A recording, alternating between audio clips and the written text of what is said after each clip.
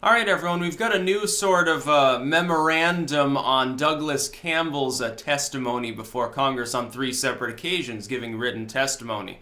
The Uranium One deal there was, it was screwy. Something went wrong, I think, to the tune of some massive payments to the Clinton Foundation from Russians, actually, with the understanding that it would be used within the context of the Clinton campaign. Literally, Russian collusion in order to get a deal going to give Russia a significant proportion of all U.S. uranium. Now, this was declared a nothing burger, a non-scandal, doesn't matter, blah, blah, blah, don't worry, I feel tired, let's go to bed, dudes, nothing's happening here, wow, I'm really tired. It was a heavily shilled situation, in fact, second only to Fusion GPS, really, at the time, which is now blown up in the Democrats' faces, regardless of what the lamestream media wants to admit. The funny part, though, was, I noticed this morning. I saw Uranium One was trending.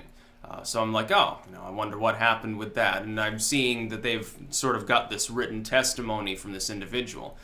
What does Twitter do? What's the top article on the topic of Uranium One? Not one of today's articles on how there's new news to actually report on the subject, but a November 2017 article. An article 3 months old on the same topic, from Yahoo News, no less, saying, there are severe questions as to whether Douglas Campbell is reliable, and he's was dropped as a witness by the FBI on this case, and he's probably talking out his ass. That's very funny because that doesn't appear to be corroborated by what Congress is hearing. It appears that there's reason to investigate further, since the investigation continued and continues to this day, into potential wrongdoing with regards to that. We've gotten to the point where people have begun essentially to pick and choose whether they think a scandal or an investigation has relevance based on the letters after the names of people who say that it's a good idea to investigate.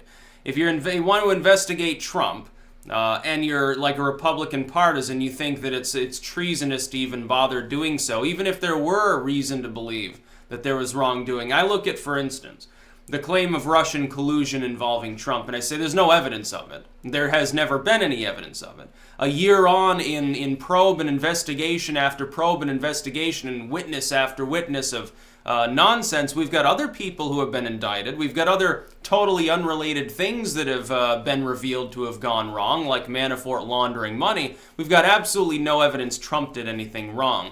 I don't imagine that that's going to change with him being interviewed, probably by Mueller. And so I look at that, and I say it's meaningless. The investigation is moronic. But if I had reason to believe that there was any validity to the claim, and then to say, well, there should be no investigation at all, wouldn't make any sense, now would it? There are people who don't think the Clintons should have even been investigated on the private email server use. Now remember, Loretta Lynch, during an active investigation, is talking to the husband of the individual involved, literally days before Comey makes his announcement. I wonder if that was coincidental or not. We've got Huma never apparently got in trouble, despite the fact that data was shared to an unsecured laptop that her private civilian husband was using. We've got so many screwy things going on. And then with Uranium One, we have new info now, saying, Douglas Campbell, he testified 3 different times, and here's sort of the gist of what he's saying happened. New article comes out, it begins picking up steam, and Twitter is trying to lay waste to it by fronting Yahoo News article. Now that's really interesting that it would be from Yahoo News, because Yahoo News, of course, is named as complicit in the Steele dossier, another thing that, of course, Twitter did not want to trend. I'm sure that they tried to take off a little steam off of that particular hashtag on that happy, fateful day with regards to the FISA memo. This is what's begun to happen. Overt manipulation of people's results, overt manipulation of people's minds, and mostly they don't even know it. Nobody else is probably going to even bother pointing out the fact that it seems a little bit strange that when you look up Uranium One, you're seeing this story that's, several months old. Nobody's going to point out the fact that that's strange. They'll talk about maybe the new material, but then they'll refer to that article potentially and say, I guess this doesn't matter. It doesn't matter that he's testifying that the Clintons took money in exchange explicitly for this deal. It doesn't matter that Russian money explicitly was being used as a sort of de facto campaign donation, which is a big no-no in our election laws. these don't matter because we can shoot the witness. Douglas Campbell is unreliable because of some reason. So we don't have to worry about this story. That's essentially what they're saying. It's very funny. It's like the Nunes memo. His memo comes out. Again, they try to shoot the witness. They'll pick through it. They'll find one thing in it on which he was wrong, and then they throw the baby out with the bathwater, don't really even care about the fact of 90% of the memo being quite troubling. They would rather ruminate on the last 10%. Again, I wonder why that could possibly be. It's bias. It's propaganda. It's a form of propaganda. It's a sampling bias. That's what we've begun to get, really, with the lamestream media in this country. That's the reason why, I'll be talking later about the Wall Street Journal's slime article on YouTube. The last article by the same dude who actually attempted to character assassinate PewDiePie. Now he's on his way to the New York Times. I guess this was his parting shot. He calls it his swan song. Yeah, what does a swan sound like? Usually it lets out little grunting noises while it's taking a big bird shit. That's essentially what this article was. And I'll be talking about that, and it's the same basic principle. It's an attempt, literally, I hate to use the term, but it sort of is. It's an info war, honestly. It's a war for people's minds more than anything else. It's prefaced largely on money, just like Uranium 1, it's prefaced on money. Christopher Steele, he wanted money. The Uranium 1 deal is, hey, the Clintons need money, and Russia wants money from uranium.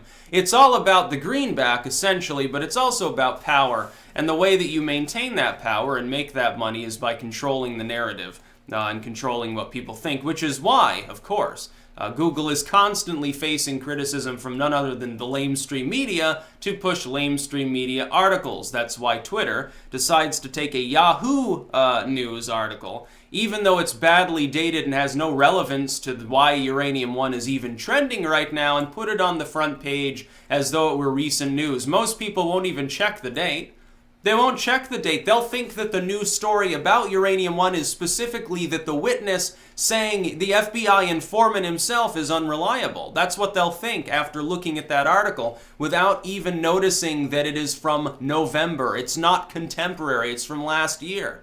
It's going to be great fun, to see people pick that apart. Thankfully, in the current era, it is becoming easier to combat that sort of propaganda, because as soon as you see it, you can say something. Potentially, other people can then amplify that message, inoculating the population against what amounts to bullshit. And that's really what Twitter, its manipulation, has become. It's an attempt to front bullshit instead of reality on behalf of certain political ideologies, certain companies, things of that nature. Basically, the DNC has a CEO who stepped down right before the FISA memo. Again, total coincidence. Doesn't that indicate that they're a business? No, people didn't notice that. It's like they don't actually need to worry about fundraising. They don't need to run at a profit. The DNC's broke right now. It's not just the Vermont DNC. I think the DNC at large, its fundraising apparatus right now is so piss poor they're on a shoestring budget. They're going into the most competitive, important midterms ever in human history, according to them. They can't even raise any money. They can barely even function. They're going to have to shutter half their offices. It's going to be great fun. It's so asinine the way things are being done right now. And the one good thing about it is that I get to talk about it and act incredulous because, there's no other way to react to it. It's so moronic. It becomes funny. It becomes a farce. That's about all. Peace out.